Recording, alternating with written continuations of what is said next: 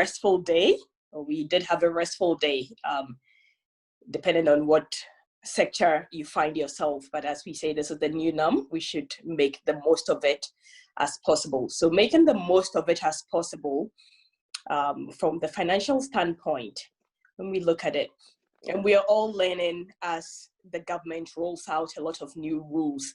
We know there would be stimulus checks coming out. We know they've made adjustments for employment insurance. There are new paid leave. There's the law that covers new paid leaves, depending on if you are a carer or you have the situation, how you would be able to take in some of these options that are available. And then there are also statutes for our federal student loans. As Ms. Bola mentioned, we do have, you might be thinking of what are we doing for renters or homeowners? What do I have to do in this new market? I know I haven't checked rates today, but when this kind of came on right away, the lowered interest rates greatly, how does that impact us in the long run? And then a couple things on, just different advice we might need. How do we keep lights and phones working? Because we all might be in different stages that we're going through. So this would be a quick walk down. At least you've kind of gotten some of these outlines that might be relevant to you. Then when we get into the question answer time, we might be able to ask a bit more stuff, or we'll see what other resources we might have as these things are rolled out. But first and foremost, about the stimulus checks, not to say the least, I think the US is doing poorly in that, right? Because we know, for instance, UK says 80%. The government provides 80% of salaries for people who are impacted, which is just everybody. And I think Denmark was doing 75%. Canada was given $2,000 a month, and most of these people are given up to 4 months. What the US is doing is just a one-time payment. But that one-time payment, it's for single adults who have an adjusted gross income of $75,000 or less. Will get the full $1,200. So we kind of hear the $1,200, and that's $1,200, not $12,000. $1,200 is all we're getting, $1,200. While married couples with no children who are earning, and earning $150 or less, so that's still 75 will receive will receive a total of $2,400. And then for every qualifying child age 16 and under, the couple will get another $500. There's a whole outline of what you'd make, but I think once you cross over 99, you're not getting anything. That's zero.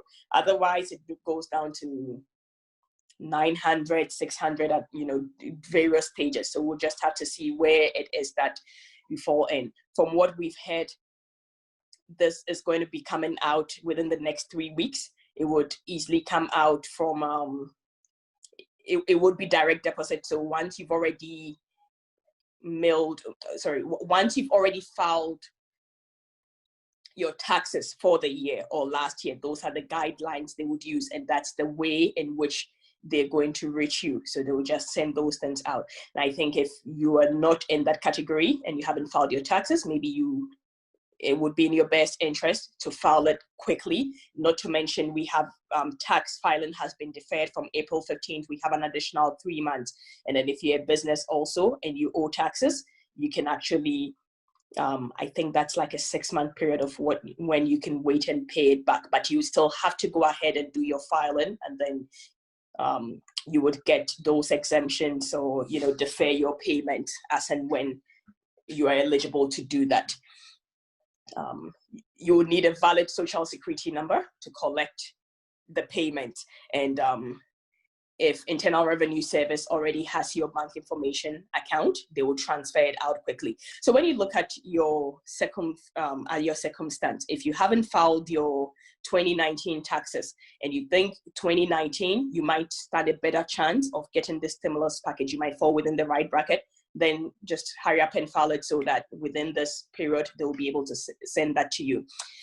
Unemployment insurance, they have a new relief package, right? And I think I should just run through so there's a new relief package. Typically you would get 45% of what you earn based on your state. But at this point, the government has added an extra 600 to your weekly checks. And once you also go online to your unemployment, your labor offices, that law would kick in, additional $600 weekly benefits. Typically, most states will do 13 weeks. What we're getting here is you have extra benefits for, I think, an extra 13 weeks, so 26 weeks is what we should be looking at. And then you have paid leave, who it covers. You'd also have to read it might cover if you're sick or if you're looking after someone, if you're quarantined or you're seeking diagnosis or you're looking after someone, you're a caregiver, you would be able to get paid in those instances. Federal student loans, we can pause our federal student loans. The U.S. Department of Education has granted a payment waiver of at least 60 days to many people. Generally, you will have to call your loan servicer to request that. For most of them, if it's a federal loan, you'll just be granted, it would just go into effect, but it beats just having to call and make sure you check who owns your loan. Is it a private loan? And even for the private loans, like Sallie Mae and all, Navient, they've also rolled out certain things in which they're doing. Homeowners, renters, for most of what is happening, there's a good chance you can delay your mortgage payment if the outbreak has left you short of money. Most people are giving you that deferral of about 3 months. If you're really hard up, yes. But if you defer, of course, 3 months deferral, and there should be no, I know the student loans, there's no interest. It freezes interest. I'm not too sure about the general mortgage. If you have a federal housing finance agency, you are under Fannie Mae or Freddie Mac, you can delay payments for 12 months and that one interest would be frozen because this is as a result of hardship. So you need to just find out who owns your loan, call your people, find out, hey, how long can I defer this to? But if you're really out of the job, the best thing to do is take advantage of these things. Call your utility department, put your student loan on hold, put your mortgage on hold, and focus the money you have on those day-to-day activities, whatever you need that would help you, get into those things. And then I think, we've talked about utilities and all those stuff. But on another end of it, when you're secure, your mind is fine and everything, there's a great opportunity to make money. Let's use this time and see which aspects in the market has gone down, stocks and stuff, and then you start building up from there. So I think this would be a good roundup. Dr. Rolla or Stabola, I don't know, you'd come on and then we can catch up again later.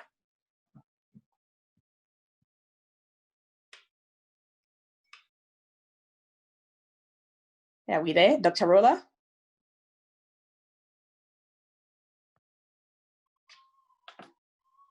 Hello? Can you hear me? Okay, I can hear you now. Yes. Okay. Awesome. Hi.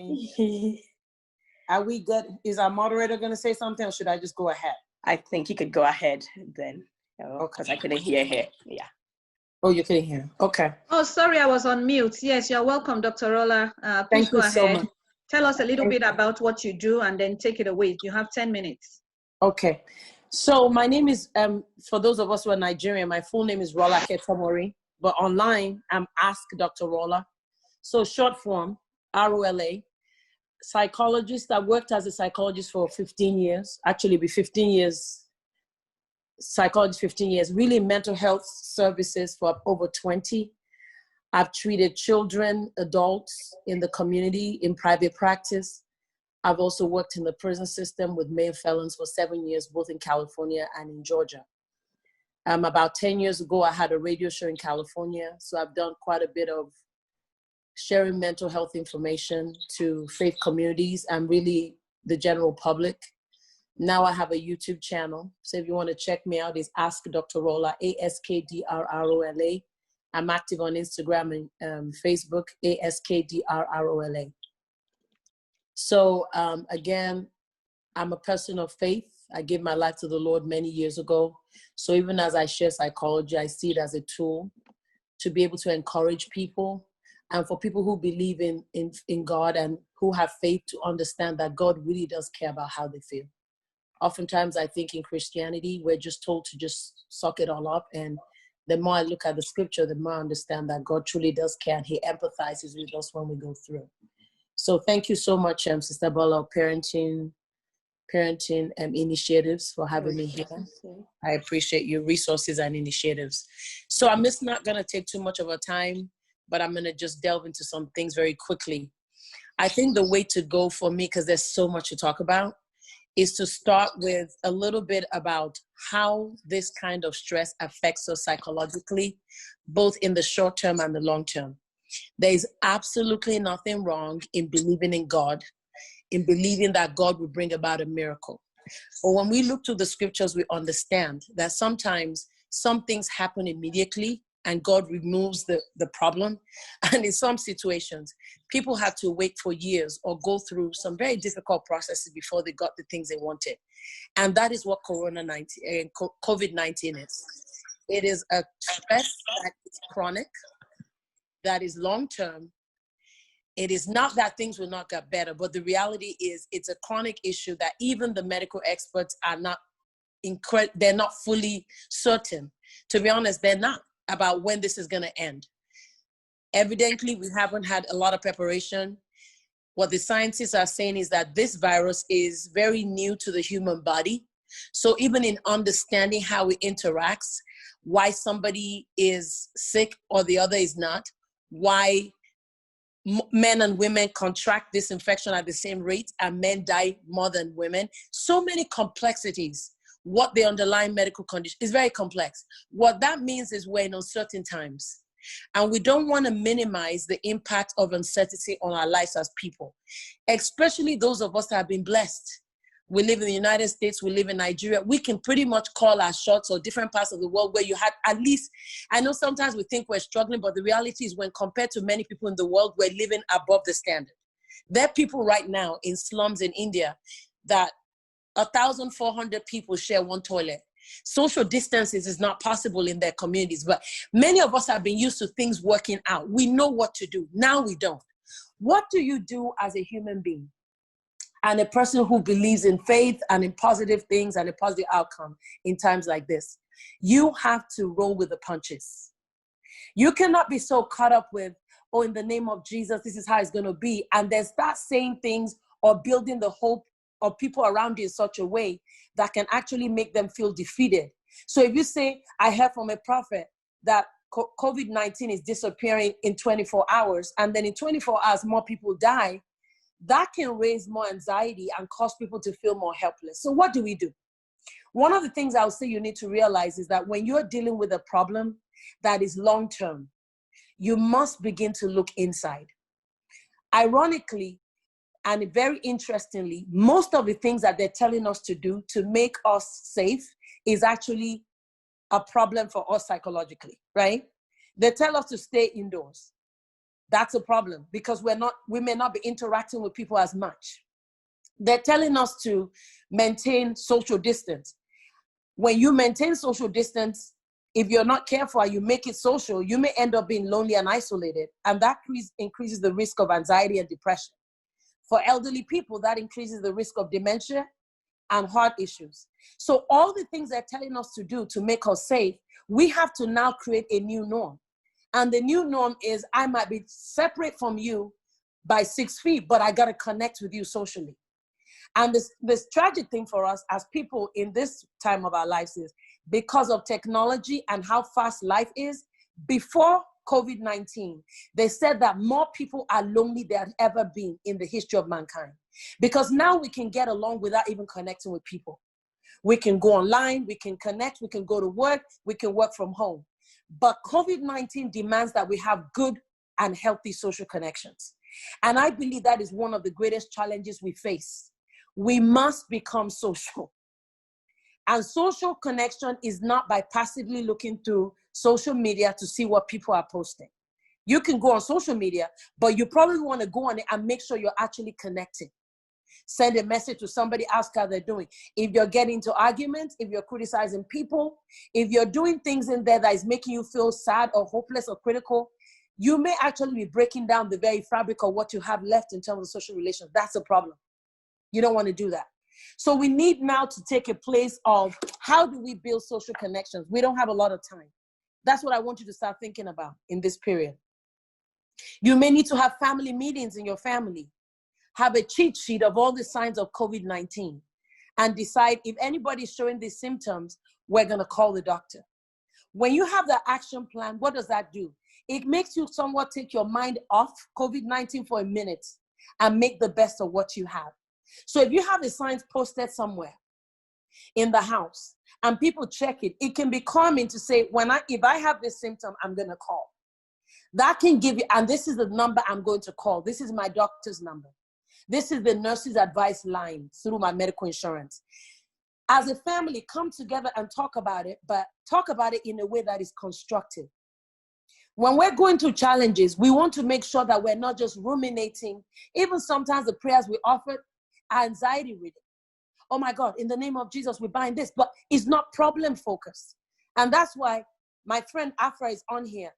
Sometimes the way to cope in times of stress is become task-oriented. You don't have to do everything, but choose 2 or 3 things that can help you to manage this crisis. Maybe it is going through your bills and taking out some things that are not worth it anymore. Maybe it is looking at how much money you're spending on groceries and understanding you don't need that. Suddenly, we begin to look at our lives and we understand that there's so many positive things that we have maybe overlooked because things were moving quickly, and now we go back and we begin to connect with each other. I may need to adjust. Okay. Thank you for letting me know. All right. Can you see me now, please? Okay, awesome. So the important thing here is please try to develop healthy social connections. If you go for a walk, you can wave at people. You can smile at people. You don't have to be close to them to be able to connect with them. You can talk with people on the phone. Make sure it's something, if you can, productive. Moving towards how you're coping with COVID-19 and exchange and trade ideas. Thank you, sis. I appreciate you. Thumbs up telling me that I'm showing you see my face. So connect with that person in a positive way. Some people have done dance parties in their apartment with 6 feet apart on the porch, waved at each other. In some communities, everybody comes up at 7 p.m. and waves at each other. You're socially connecting, but you're keeping the physical distance. Again, make sure that's important. If you have a very negative relationship with your spouse, COVID-19 will bring out your worst. Or even your sister or your brother, because people are going to start getting in each other's faces. Why don't we overlook some of our long-term problems in these relationships? We can't solve everything in one day and focus on the now. So I'm going to do a video sometime very soon and say, how do you argue well during crises like COVID-19? If you get into a fight with somebody, please let the fight be productive, which is, as you're arguing, start thinking about what the argument is going to lead you to. Is it leading towards a solution, or is it focused on the problem alone and the other person you're arguing with? The moment you start focusing on the solution, it kind of reduces the kind of fire and the energy we put into contention. And that itself is draining. It may feel good in the moment, but in the end, you become more depressed and you start feeling more anxious. And the moment people live in one space and they're getting at each other, what are they doing? They're draining on their emotional resources.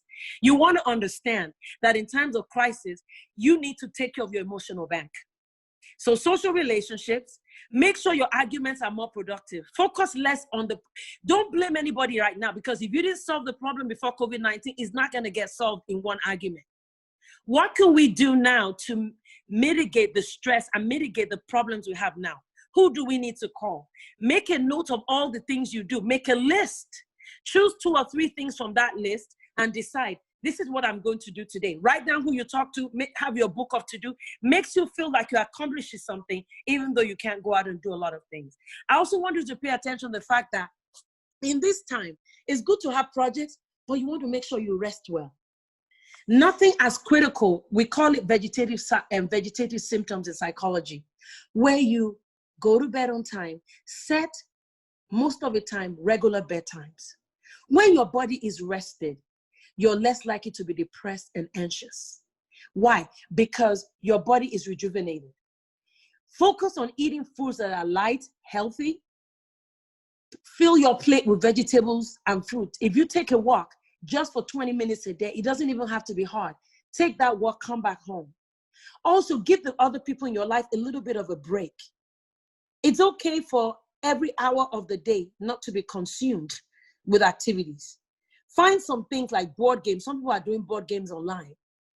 Close your eyes in the place of prayer and meditate on the psalm of praise. If you're a Christian person, even if you're a Christian, you don't have to always meditate on praise. You can sit down, sit still for a moment, close your eyes, count as you breathe in. Count 4. 1, 2, 3, thank you. 4. Hold your breath for 2 seconds. Hold your breath, pause, hold your breath, and count down as you exhale. Focus on the fact that you are blessed to be able to breathe. One of the critical symptoms of coronavirus is that people stop breathing. People's ventilation is cut off. We need to make sure we honor those things that we have overlooked, which is your breath. How many minutes do I have? This feels like I've had more than 10 minutes. I think so. So Yes. resist. 1 more minute and then we'll take questions. Okay. So resist the urge to bombard every moment with stuff. And then if you have questions around how do you help your children manage anxiety, I will please ask them. But I wanted to focus more on the adults in the home first, because once you are working through something and you're working through your emotional life, you're looking from within, you're learning ways to calm yourself, you're building social connections, you're becoming more of a task-oriented kind of worry. You're directing your energy and your stress into doing tasks that makes this situation more manageable. You're going to be better positioned to support those in the family that could be fragile emotionally, or even the young people who are concerned about how their lives has changed overnight. Thank you very much, Dr. Orla. You're very welcome. So if you're ready to ask a question directly, please go ahead and ask. And if not, if you'd rather post it as a chat, in the chat room, that's okay as well. Both Dr. Orla and Afra will be monitoring the chats. Thank you.